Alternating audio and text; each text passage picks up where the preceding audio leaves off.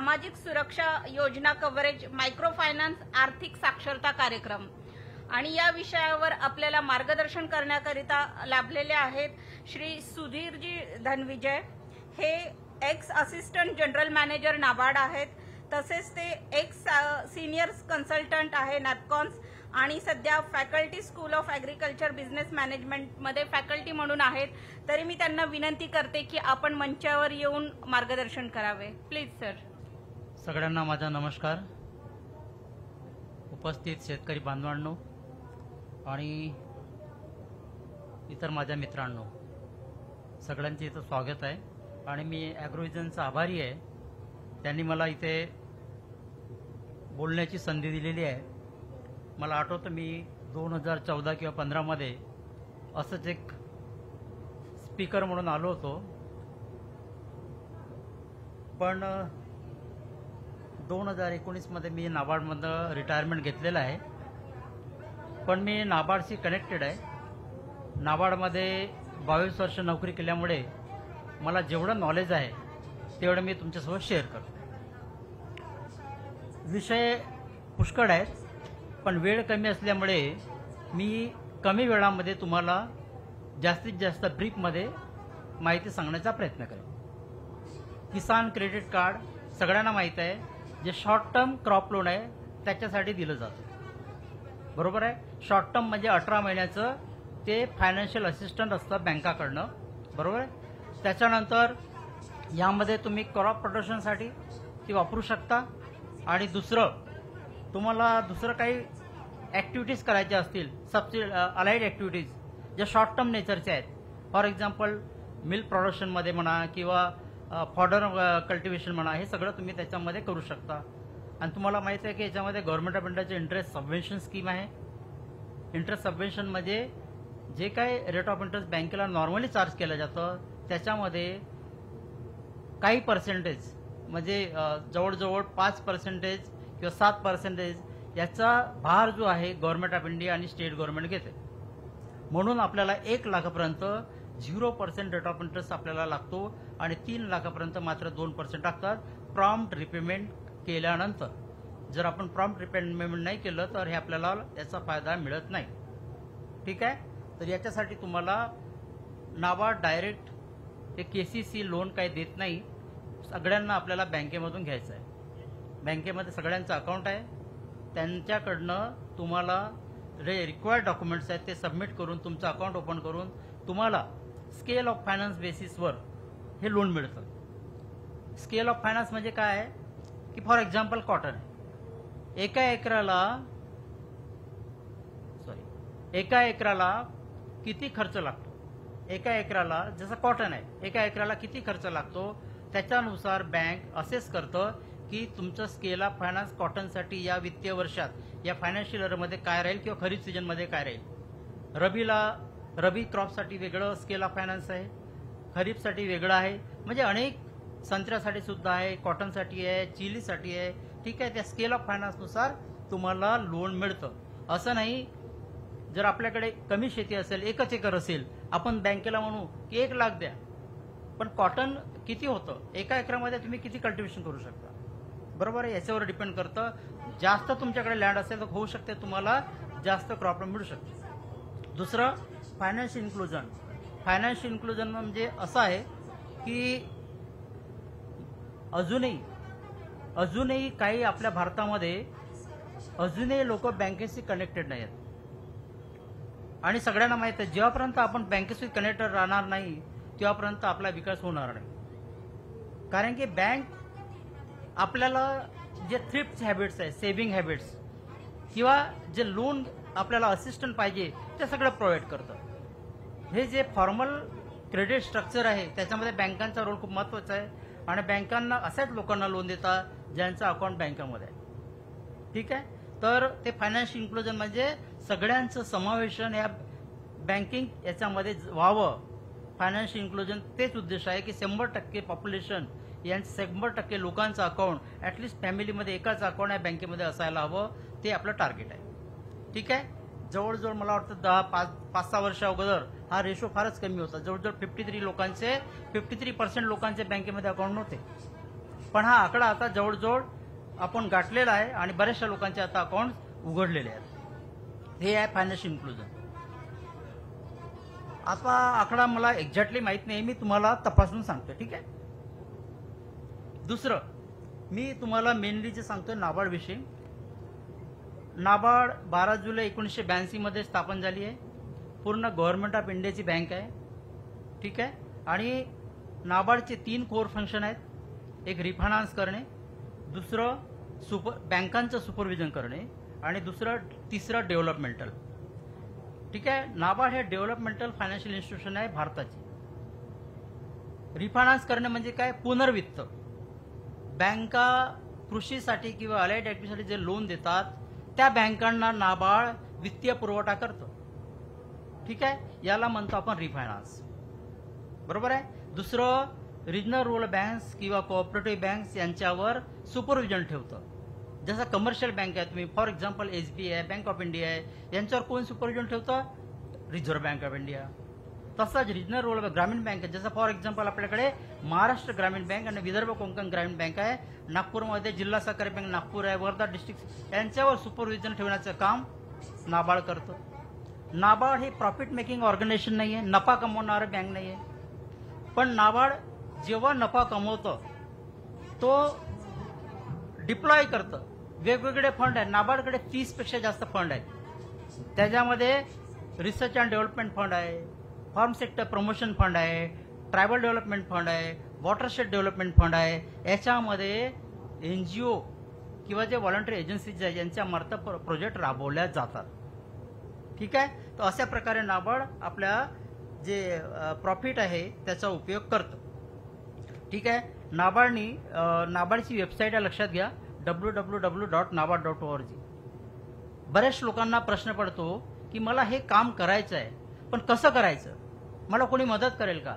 तर आपण सडनली काय करतो, CA कडे धाव घेतो. आणि CA काय एक्सपर्ट नाही आहे. She is not a expert, he is a jack of all master of none. बरोबर आहे. असं मी म्हणाल, वाईट नको वाटून घ्या, त्यांना सगळंच येतं, सगळ्याच, पण टेक्निकल नॉलेज नाही. फायनान्शियल असू शकते पण टेक्निकल नॉलेज नाही आहे. ठीक आहे. तर नाबार्डनी एक पायलट म्हणून, एक मॉडेल म्हणून नाबार्डनी अनेक 12 स्कीम्स, 12 प्रोजेक्ट हे बनवलेले आहेत. त्याला म्हणतो आपण मॉडेल बँकेबल प्रोजेक्ट्स. त्या तुम्ही बघू शकता आणि त्यानुसार तुम्ही प्रोजेक्ट रिपोर्ट तयार करू शकता. ठीक आहे.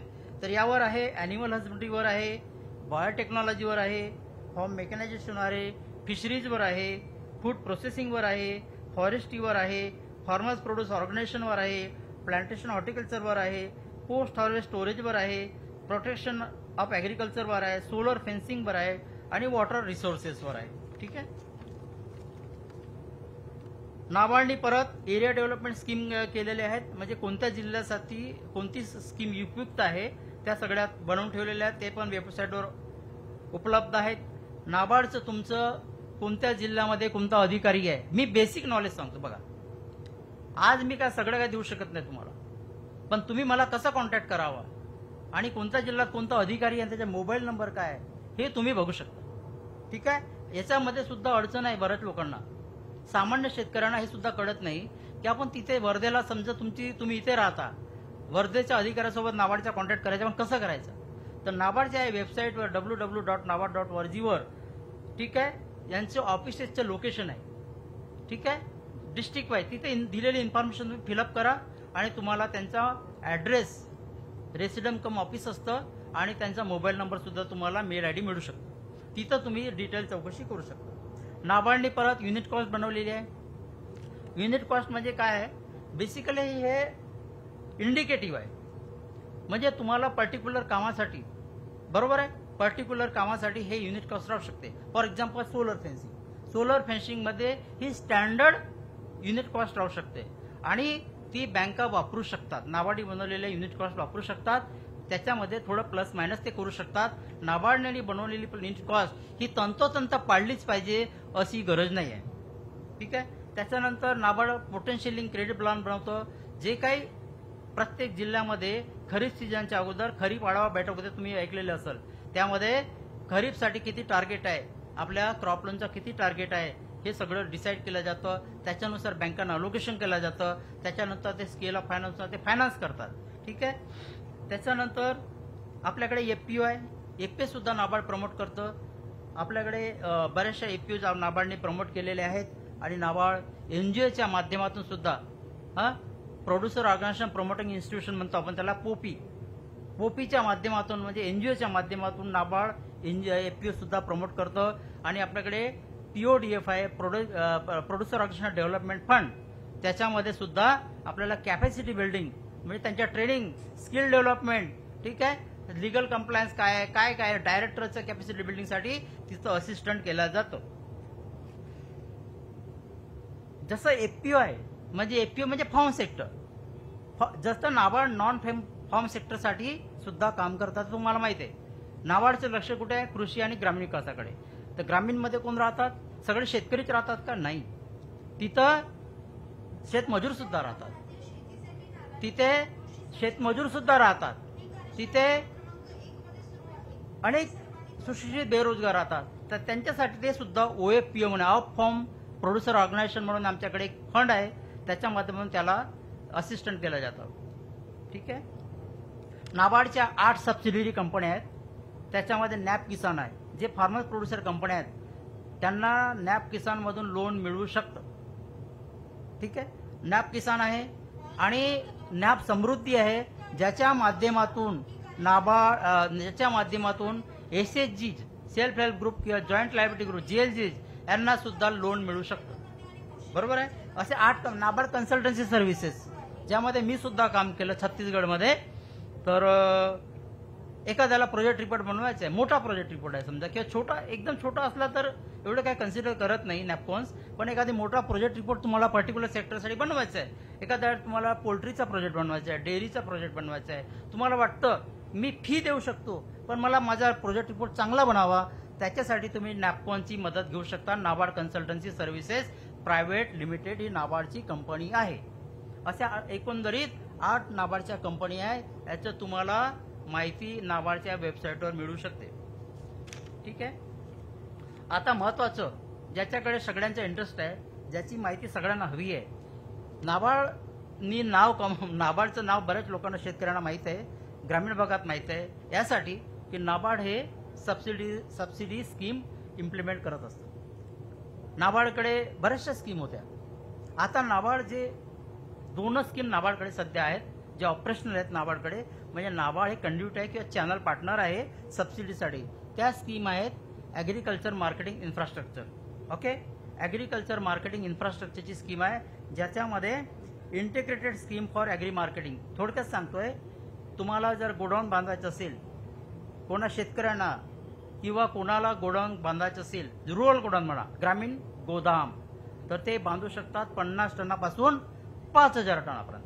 तुम्ही 50 टनापासून शेतावर म्हणा किंवा कॉर्पोरेशन लिमिटच्या आतमध्ये नाही, तुम्ही नागपूरमध्ये नाही बांधू शकत, तुम्ही कॉर्पोरेशन लिमिटच्या बाजू म्हणजे विलेज लेवलला बांधू शकता किंवा शेतात बांधू शकता. 50 टनापासून तुम्हाला 5000 टनापर्यंतचं गोडाऊन तुम्ही बांधू शकता. ठीक आहे. आणि त्याच्यामध्ये तुम्हाला सामान्य व्यक्तींना, सामान्य शेतकऱ्यांना 25% सबसिडी आहे व SC ST आणि महिला शेतकऱ्यांना 33.33% सबसिडी आहे. ओके. आणि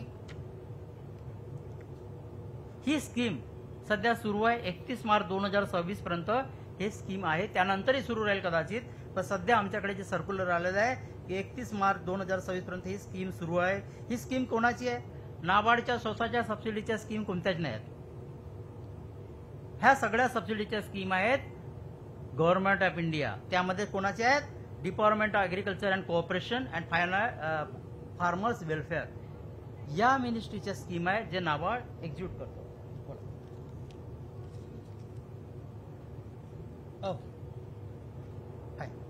ठीक आहे.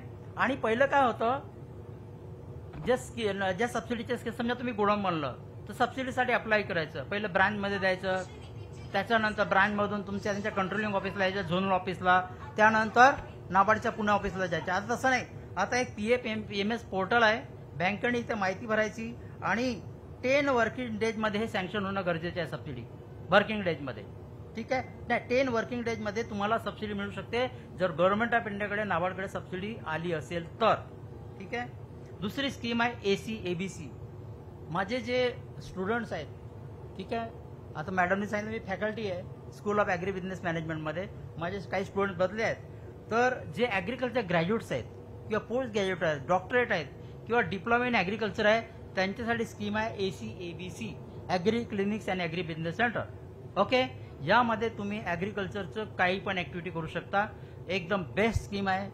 त्याच्यामध्ये 36% सबसिडी जनरलसाठी आहे आणि 44% सबसिडी SC ST साठी आहे. याच्यामध्ये तुम्ही राईट फ्रॉम JCB मशीन किंवा ट्रॅक्टर किंवा पोल्ट्री किंवा डेअरी किंवा मशरूम व्हॉट एव्हर तुम्हाला जे पाहिजे ते तुम्ही करू शकता. एकच कंडिशन आहे. याचा उद्देश काय आहे स्कीमचा, की शेतकऱ्यांना आपण एक्सटेन्शन सर्व्हिस किंवा मार्गदर्शन करायचा, हाच उद्दिष्ट आहे आपल्याला. ठीक आहे. याची कंडिशन एक आहे, ही स्कीम तुम्हाला घेण्यासाठी तुम्हाला 1.5 महिन्याचा ट्रेनिंग कोर्स करायचा आहे. ते केल्यानंतरच या सबसिडीचे तुम्हाला लाभ मिळू शकतो, अन्यथा मिळू शकत नाही.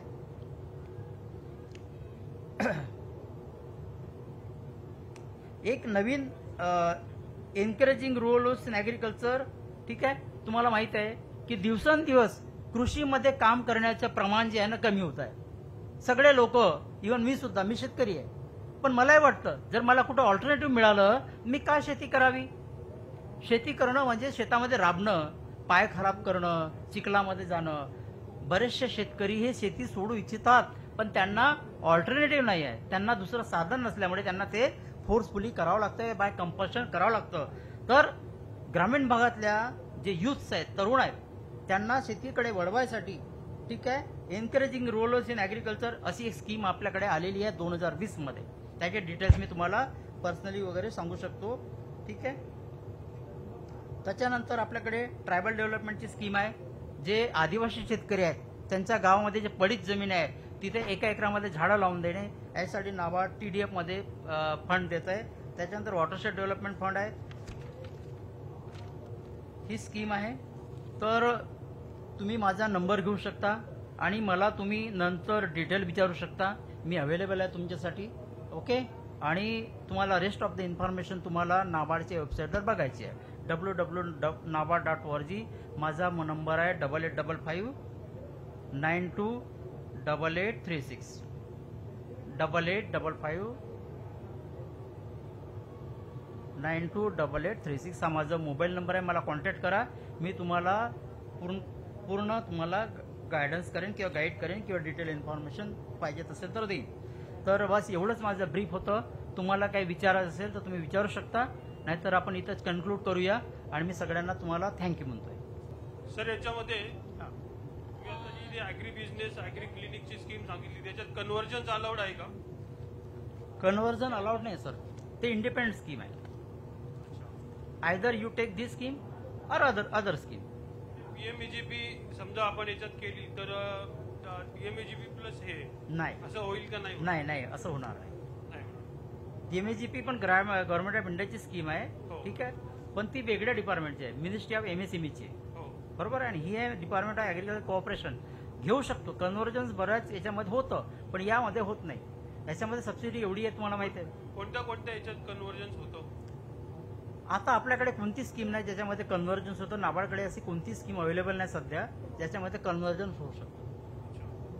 आता जे गोडाऊनचे जे तुम्ही सांगितलं तर हो. ते SC ST आणि महिलांना 33%, हो. 33.33%.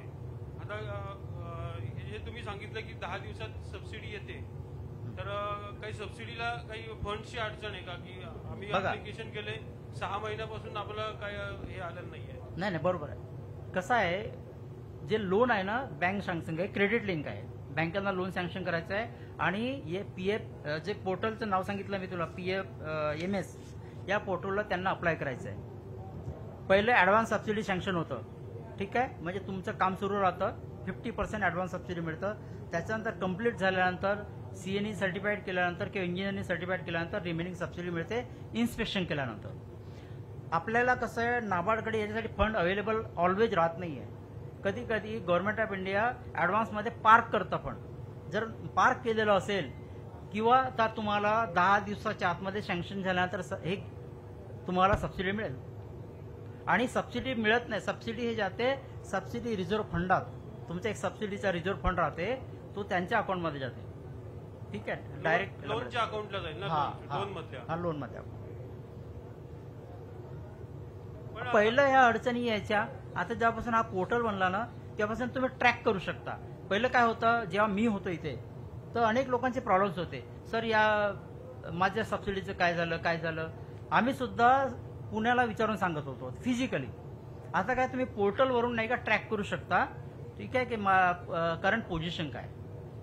आणि किसान क्रेडिट कार्ड बद्दल जरा थोडंसं अजून जरा विस्तृत सांगा ना. किसान क्रेडिट काय, क्रॉप लोन आहे बेसिकली. कार्ड म्हणजे कार्ड नाही आहे, आलं लक्षात. एक अकाउंट आहे तुमचा, क्रॉप लोन अकाउंट आहे, ज्याच्यामध्ये तुम्हाला क्रॉप प्रोडक्शनसाठी पिकाची प्रोडक्शनसाठी तुम्हाला लोन मिळतं. 18 महिन्याचा पिरियड असतो.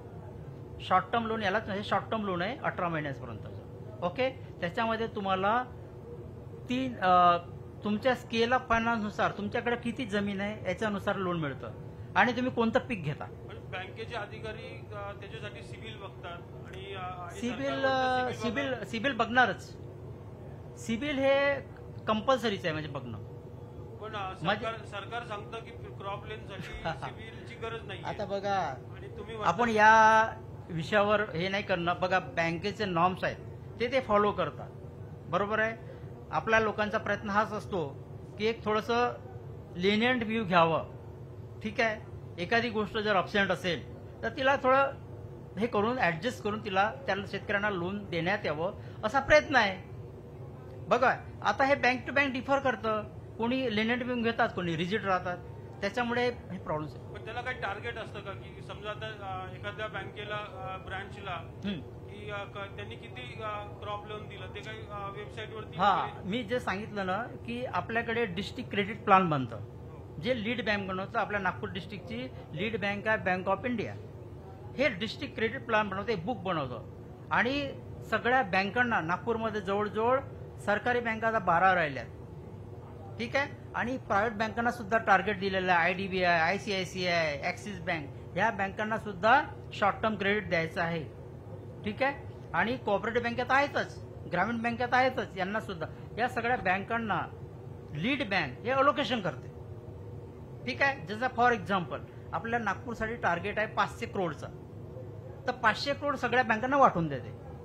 त्यांच्या साईजनुसार, त्यांच्या ब्रांचेस किती आहे, त्यांच्या नेटवर्क किती आहे, त्यांच्या पास्ट परफॉर्मन्स कसं याच्यानुसार वाटून घेते.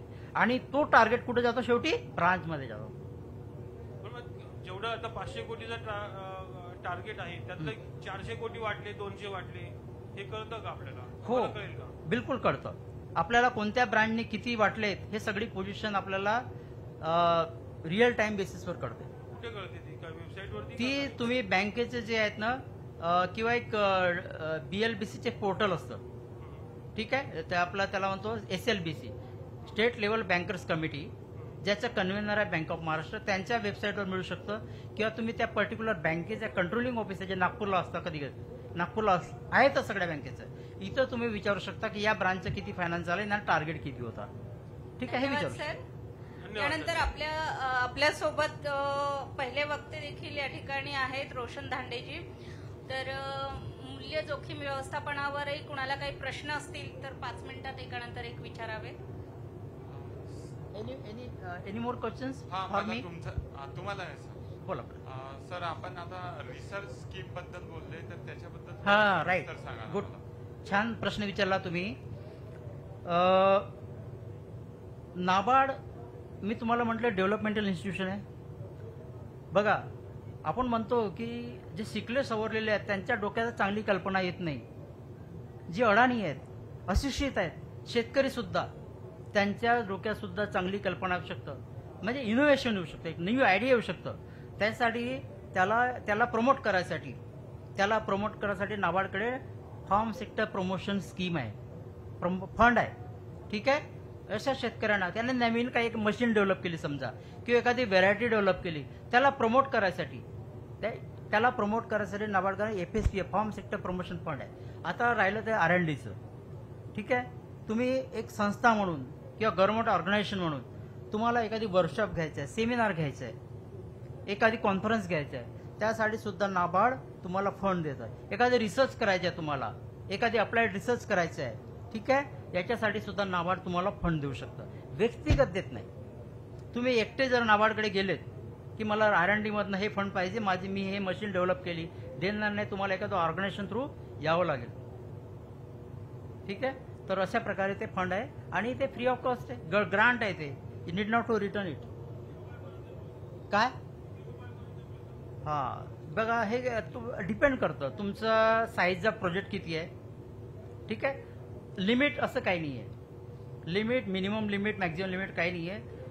तुम्ही किती साईजचा करू इच्छिता याच्यावर डिपेंड करतो. पण एक ग्रांटला नाही, काही ग्रांट बेस्ड प्रोग्राम आहे, ते लिमिट, अप्पर लिमिट तर राहीलच. 1 करोडपर्यंत देऊ शकतो आम्ही मॅक्झिमम. कमीत कमी 2 लाखापर्यंत तुम्हाला सेमिनार आणि वर्कशॉपसाठी सँक्शन होते. तुम्हाला छोटासा वर्कशॉप घ्यायचा आहे, आम्ही वेटरनरी डिपार्टमेंटला वगैरे बरेच सँक्शन केले 2 लाखापर्यंतचे प्रोजेक्ट. ठीक आहे. त्याला हॅसल फ्री आहे, म्हणजे लवकर होतं.